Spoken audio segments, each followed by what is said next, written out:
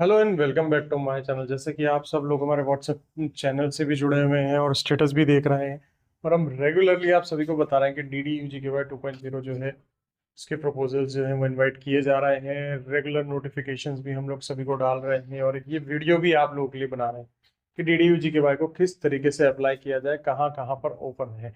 तो वीडियो चालू करने से पहले अगर अभी तक आपने चैनल को सब्सक्राइब नहीं किया है तो चैनल को सब्सक्राइब कर लें, और व्हाट्सएप चैनल पे छोटी छोटी बातें जहां हम नोटिफिकेशन दे रहे हैं वो अगर सब्सक्राइब नहीं किया तो वो नोट डिस्क्रिप्शन में जाकर आप उस लिंक पर क्लिक करें और व्हाट्सएप चैनल को ज्वाइन कर लें। वहां छोटी छोटी बातें, इमेजेस सर्कुलेट होती रहती है। तो आइए वीडियो चालू करते हैं।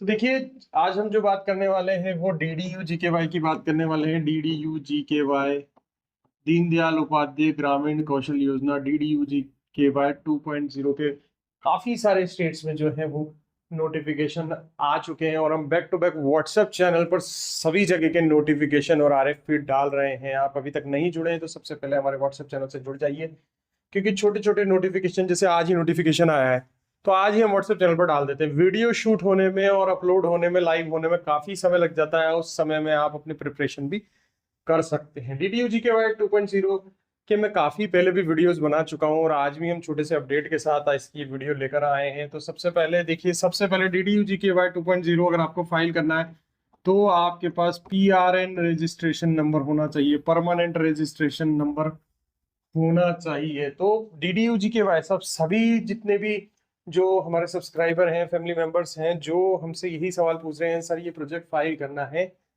ये प्रोजेक्ट फाइल करना है, लेकिन फाइल कैसे होगा। सबसे पहले आप अपनी प्रोफाइल बनाइए। मैं हमेशा से सारे वीडियोस में यही बात आपसे कहता हूं कि आप अपनी प्रोफाइल को क्रिएट कीजिए, उस पर काम कीजिए। जब वो एलिजिबल हो जाए उसके बाद ये देखिए इस तरीके के प्रोजेक्ट्स निकलते हैं जिसमें आप फंडेड प्रोजेक्ट्स कर सकते हैं। काफी सारे सब्सक्राइबर्स का यही सवाल आता है, सर फंड चाहिए, फंड चाहिए। तो ऐसे प्रोजेक्ट्स को करो। डीडीवीजू के वाई 2.0 के अंदर काफी सारा जो है वो फंड जो है वो अवेलेबल होता है, तो उसके बारे में बात करेंगे। लेकिन सबसे पहली स्टेप जो है यहाँ पर, स्टेप 1 जो हम बात करने वाले हैं वो आपकी पीआरएन रजिस्ट्रेशन नंबर।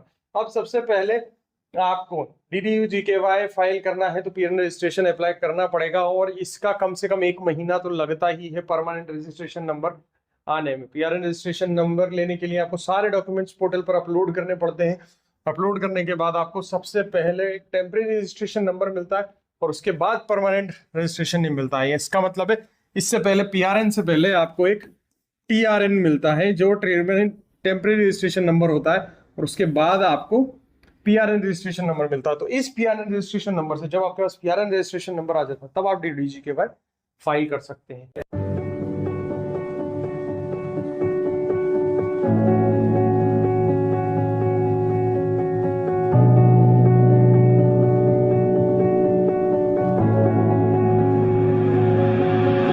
करना क्या होता है, डीडीयू जीकेवाई का जो पोर्टल है वहां पर आप जैसे पीआरएन नंबर डालते हैं वो ऑटोमेटिकली आपकी सारी डिटेल्स जो होता है वो डीडीयू जीकेवाई वाले पोर्टल पे फैच कर लेता है। यानी आपकी ऑलरेडी पहले डिटेल्स जो है पीआरएन में जा चुकी है, तो जैसे ही आप पीआरएन नंबर वहां पर एंटर करते हैं तो सारी डिटेल्स ऑटोमेटिकली वहां पर फैच हो जाती है। तो आधी चीजें आपको वहां पर फिलअप करने की जरूरत ही नहीं पड़ती है। तो पीआरएन अगर आपके पास है तो स्टेप 2 आपको बस फॉर्म भरना है। यानी फॉर्म आपको भरना है डीडीयू जीकेवाई के लिए। जिस भी स्टेट में आपको जो है वो निकला हुआ है, आपका नोटिफिकेशन आया हुआ है या फिर आरएफपी निकली हुई, जिस भी स्टेट में, काफी सारी स्टेट में निकली हुई, हमने आपको हमारे चैनल पे भी जो है वो डाला हुआ है। तो फॉर्म स्टेप 2 क्या है, यहाँ पर सिर्फ काफी क्या करना है, आपको फॉर्म भरना है। अब फॉर्म भरने में फीस कितनी लगती है ये भी एक अहम मुद्दा है। तो फॉर्म भरने में हम देख लेते हैं, यहाँ पर जो है एप्लीकेशन फी जो होती है वो हमारे 25,000 के आसपास लग रही है। ठीक है, ये नॉन रिफंडेबल फीस होती है। 25,000 रुपए सिर्फ प्रोजेक्ट फाइल करने के लिए होती है। ठीक है, 25,000 रुपए जो है आपको सिर्फ एज ए एप्लीकेशन फी देने हैं। अगर बाद में अगर आपका सिलेक्शन होता है तो एक क्वालिटी अप्रेजल, यानी अगर आपका सिलेक्शन हो जाता है तो क्वालिटी अप्रेजल की जो फीस होती है वो 1.25 लाख यानी 1,25,000 जो है वो जाती है। तो 25,000 पहले आपको जमा कराना है और आपका सिलेक्शन हो जाता है। आपकी प्रोफाइल जो है अगर वो स्क्रूटनी में आ जाती है, मतलब सिलेक्शन हो जाता है, तो फिर 1,25,000 जो है आपको देना पड़ता है। ठीक है, तो ये एक प्रोसीजर होता है पूरा का पूरा हमें करने का। अगर आपको डीडीजी के फाइल जो है वो फाइल करना है और आपको भी अगर इस तरीके का जो प्रोजेक्ट है वो लेना है तो आपको जो है ये इस तरीके का पूरा प्रोसेस जो है वो आपको करना पड़ेगा। अगर आप नहीं करेंगे या लेट करेंगे इसमें तो इसमें आपको बहुत ज़्यादा जो है वो दिक्कत आएगी।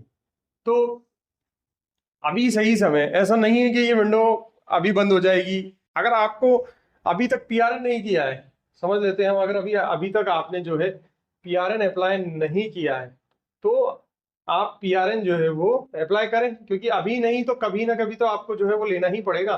मतलब अगर आप इस तरीके के प्रोजेक्ट करते हैं तो अभी मान लेते हैं पीआरएन अप्लाई किया आपने और विंडो बंद हो गया, तो नेक्स्ट टाइम तो दोबारा साइकिल खुलेगी, हर साल खुल रही है डीडीयू जीकेवाई की। तो आप उसका वेट कीजिए। अगर अभी तक आपने नहीं किया तो अभी वेट करो, आप इस महीने में अप्लाई करो, अगले महीने तक आ जाएगा। नेक्स्ट साइकिल के लिए वेट करना, तब तक सारी चीजों के लिए प्रिपरेशन करते रहे आप। तो पीआरएन सबसे इंपॉर्टेंट है यहाँ पर। आप सबसे पहले पीआरएन जो है वो कंप्लीट करके जो है यहाँ पर रख लें। अब बहुत सारे लोग जो है वो हमसे यहाँ पर पूछते हैं कि सर इसमें पैसा कितना मिलेगा, पैसा कितना मिलेगा। तो उस चीज का भी हम आपको बता देते हैं कि भाई डीडीयू जीकेवाई जो है वो कॉमन नाउन्स पे बेस्ड होता है। डीडीयू जीकेवाई का अगर आप कोई सा भी कोर्स जो अगर चलाएंगे वो सब कॉमन नाउन्स पे बेस्ड है। यानी सरकार ने पूरा निर्धारित कर दिया है कि पूरे इंडिया में कोई सा भी कोर्स चलेगा तो उसका यही पैसा मिलेगा, आपको यही फंड मिलेगा। इसका हम आपको स्क्रीनशॉट व्हाट्सएप चैनल पर डाल चुके हैं, आप वहां जाकर देख सकते हैं। ठीक है, मैं और आपको एक बार बता देता हूं कि जो कॉमन नॉर्म्स हैं हमारे, कॉमन नॉर्म्स यानी पूरे भारत में कोई सा भी फंडेड प्रोजेक्ट हम करेंगे तो यही निकले जो है आपको रेट मिलेगी। रेट मैं आपको एक बार बता देता हूं यहाँ पर जो है।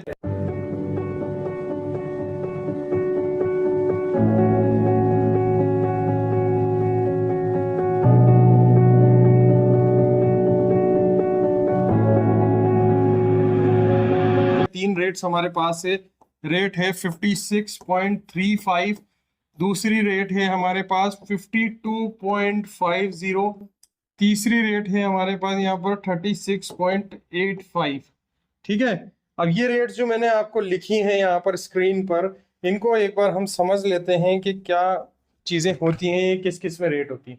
ठीक है, तो हम इसको देख लेते हैं एक बार। ये वाली जो रेट है ये कैटेगरी 1 है, कैटेगरी 1 की रेट है ये वाली।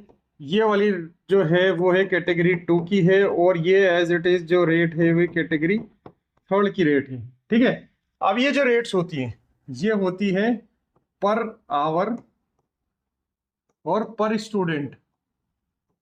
समझ रहे हैं आप, ये भी वही है, ये भी वही है। ठीक है, समझ गए आप। यानी कि अब आप बोलोगे कैटेगरी क्या होती है, ये मैं आपको बहुत सारी चीज सब दोबारा पुराने वीडियोस में मैं आपको ऑलरेडी समझा चुका हूं, फिर एक बार फिर से समझा देता हूं कि ये कैटेगरी जो है वो कोर्सेज की हैं। ठीक है, ये कैटेगरीज जो है वो कोर्सेज की, कोर्स कैटेगरी होती है। इंडियन गवर्नमेंट ने या एमएसडी ने, ministry of skill development entrepreneurship ने, हमारे जितने भी स्किल कोर्सेज हैं उनको 3 भागों में बांटा हुआ है, कैटेगरी 1, कैटेगरी 2 और कैटेगरी 3।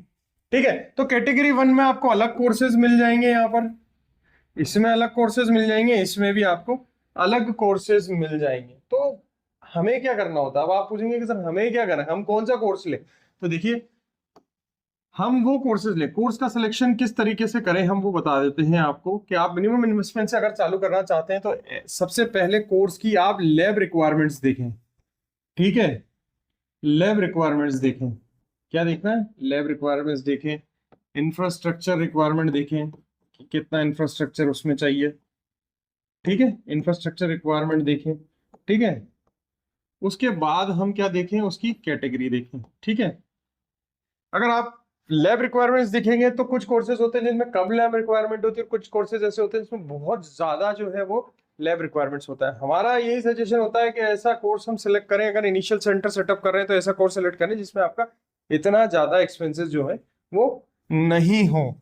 तो लैब रिक्वायरमेंट्स जिसमें कम होगी वो वाला आप जो है कोर्स उठाएं, इंफ्रास्ट्रक्चर रिक्वायरमेंट जिसमें कम हो वो उठाएं, और कैटेगरी जिसमें ज्यादा हो वो वाला कोर्स उठाएं। तो इस तरीके से कोर्स का जो है आप सिलेक्शन जो है वो कर सकते हैं। ठीक है, तो कोर्स सिलेक्शन इस तरीके से आप कर सकते हैं कि लैब रिक्वायरमेंट कम हो, इंफ्रास्ट्रक्चर रिक्वायरमेंट कम हो और कैटेगरी ज्यादा हो।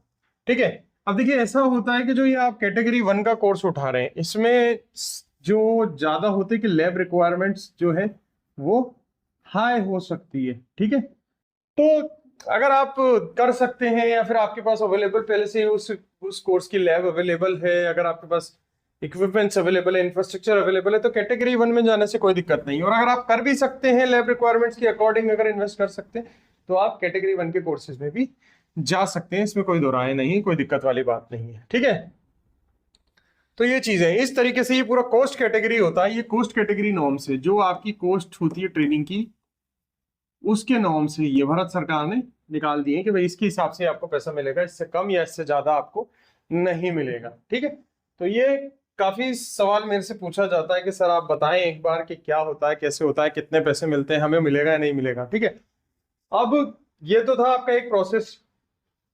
ठीक है, जहाँ DDU GKY 2.0 जो है वो आपको लेना है, तो पहले PRN फॉर्म है, फिर एप्लीकेशन फॉर्म भर रहे हैं, फिर 25,000 का पेमेंट कर रहे हैं, फिर 1.25 लाख का पेमेंट कर रहे हैं। ठीक है, ये एक अलग प्रोसेस हो गया। अब बहुत सारे ऐसे लोग भी होते हैं जो पूछते हैं कि सर पोस्ट कैटेगरी बता दो, तो वो भी हमने आज आपको बता दी। उसके बाद कुछ लोग ऐसे पूछते हैं कि सर कोर्स का सिलेक्शन किस तरीके से होता है, तो वो भी हमने आपको यहाँ पर पूरा समझा दिया। अब इसके अलावा भी कुछ लोग ऐसे होते हैं जिनके पास कोई प्रोफाइल ही नहीं होती है, यानी कि वो नए नवेले हैं, कहीं काम करते थे छोड़कर अपना सारा सेटअप करना चाहते हैं, तो वो लोग क्या है डायरेक्ट इस तरीके के जो प्रोजेक्ट्स होते हैं वो नहीं ले पाते हैं। ऐसे प्रोजेक्ट्स वो क्या है नहीं ले पाते हैं। तो उनके लिए क्या है, सबसे पहले वो किसी ना किसी ऐसी कंपनी जिसको ऑलरेडी प्रोजेक्ट मिल चुका है, यानी ऐसी कंपनी जिसको ऑलरेडी प्रोजेक्ट मिल चुका है,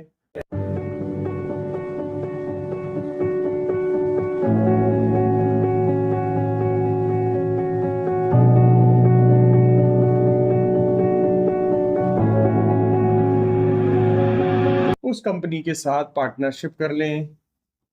ठीक है, काम कर लें उसके साथ जुड़कर। भाई डायरेक्ट तो आपको काम मिल नहीं रहा है, तो जो ऑलरेडी कंपनी काम कर रही है उसके पार्टनर बन जाए। किस तरीके से पार्टनर बन सकते हैं, इंफ्रास्ट्रक्चर पार्टनर बन सकते हैं, लैब इक्विपमेंट पार्टनर बन सकते हैं, एकेडमिक पार्टनर आप बन सकते हैं काम करने के लिए। तो एक ये ऑप्शन होता है आपका कि आप प्रोजेक्ट में पार्टनरशिप जो है वो ले सकते हैं। ठीक है, तो इस तरीके की पार्टनरशिप भी आप एक्सप्लोर कर सकते हैं, लिस्ट निकाल सकते हैं किन किन कंपनीज को जो है वो मिल चुका है, जो प्रोजेक्ट है वो सेंक्शन हो चुका है, तो उन कंपनी से आप कांटेक्ट करके अगर आप इंफ्रास्ट्रक्चर पार्टनर बनना चाहते हैं इंफ्रास्ट्रक्चर पार्टनर बन सकते हैं। किसी भी चीज में अगर आप पार्टनरशिप करना चाहें तो उस तरीके से आप जो है इन्वेस्ट करके अर्न कर सकते हैं। सबसे बड़े जो चैलेंजेस जो इनमें आती है, क्योंकि DDU GKY जो होता है प्रोजेक्ट, वो मैं आपको बता देता हूँ कि DDU GKY जो प्रोजेक्ट है वो जो आता है, मतलब DDU GKY का जो ये प्रोजेक्ट है, ये अपने आप में जो है वो बहुत ज्यादा महत्वपूर्ण होता है। तो हम इसके बारे में थोड़ा सा और चीजें देखेंगे। इसमें देखिए क्या एनरोलमेंट में बहुत ज्यादा दिक्कत आती है बच्चों को। एनरोलमेंट कौन बच्चे एलिजिबल होते हैं वो मैं आपको बता देता हूँ इसमें।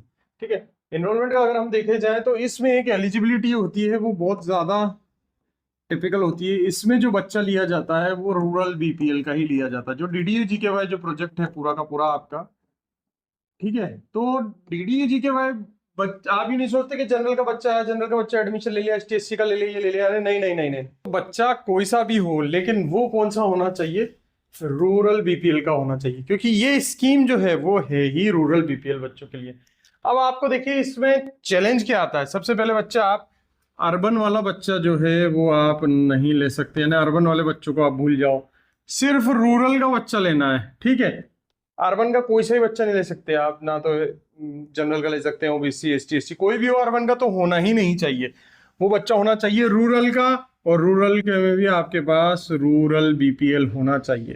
ठीक है, अब रूरल BPL में भी अलग अलग जो है वो चीजें होती हैं, यानी आपको उसमें रूरल BPL के अंदर जो है वुमेन का रजिस्टर अलग है, ST/SC का अलग है, OBC का अलग है, इस तरीके से और बाइफरकेट होते हैं। तो बहुत सोच समझकर आपको इसमें बैच बनाना पड़ता है।